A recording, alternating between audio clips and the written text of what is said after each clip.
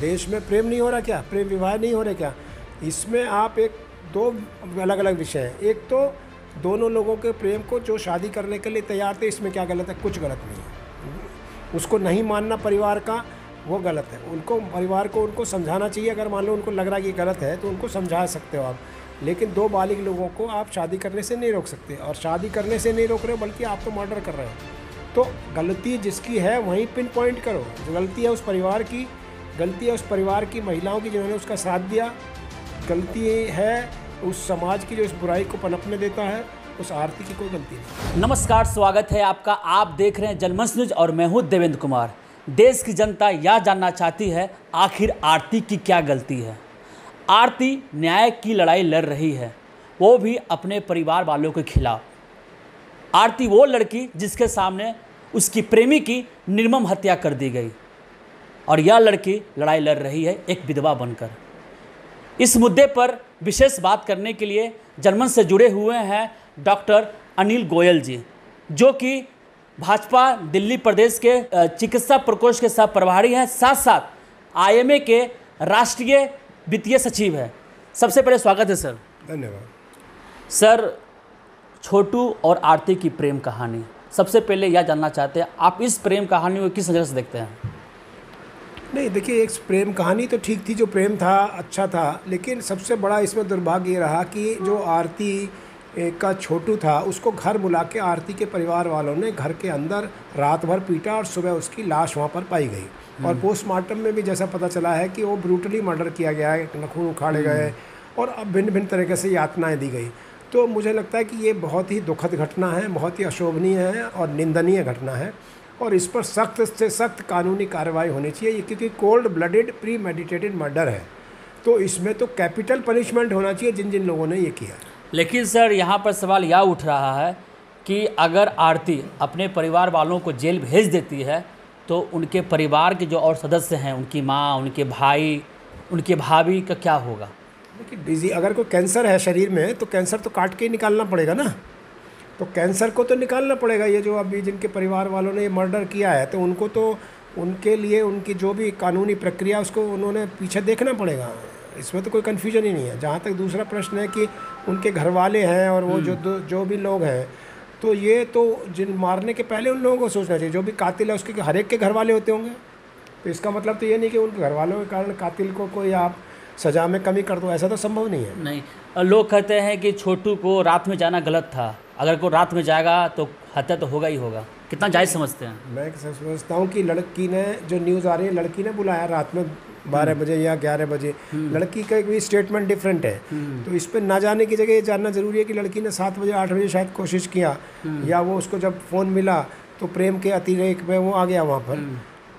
रात में 2 बजे उनके घर उसको नहीं जाना चाहिए था, या उन्होंने उसको पकड़ लिया जो बाहर जब वो बात कर रहे थे। दो अलग अलग विषय हैं।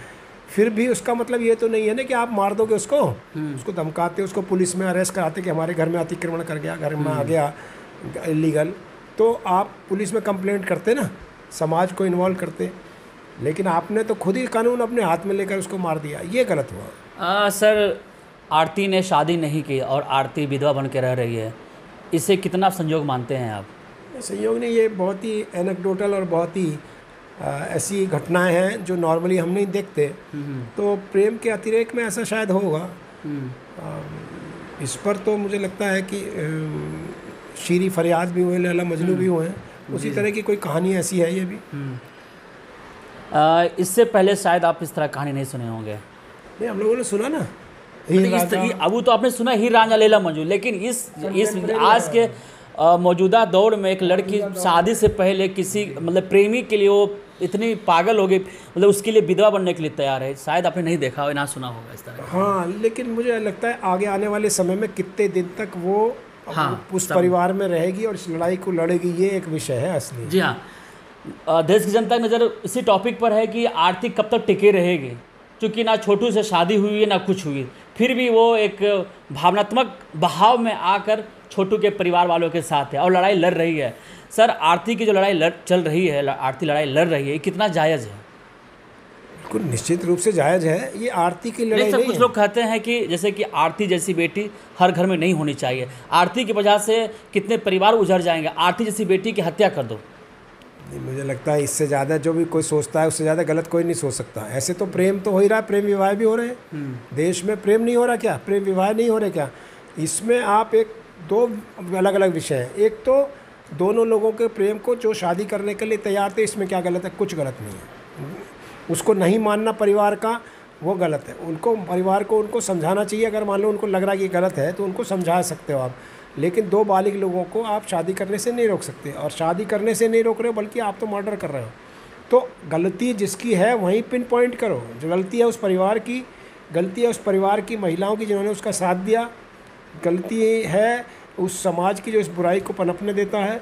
उस आरती की कोई गलती नहीं। डॉक्टर साहब, आज के मौजूदा दौर में भी प्रेमी जोड़ों को लोग गलत निगाह से देखते हैं, आज भी हमारे समाज में उसको एक्सेप्ट नहीं करते हैं। तो हमारा समाज कब वो दौर देखेगा जो सब चीज़ बदलता हुआ नज़र आए? ये समाज ना ट्रांजिशन जोन चलता है हमेशा। समाज बदलाव की पिछले कालखंड में तो बिल्कुल मिल नहीं सकते थे हम। अपने वक्त में तो ऐसा था कि वो बात भी नहीं कर सकते थे, लेकिन अब धीरे धीरे बहुत वक्त बदल गया, अब फिर बदल रहा है। आज एक्सेप्टेंस बढ़ गई है प्रेम विवाह की।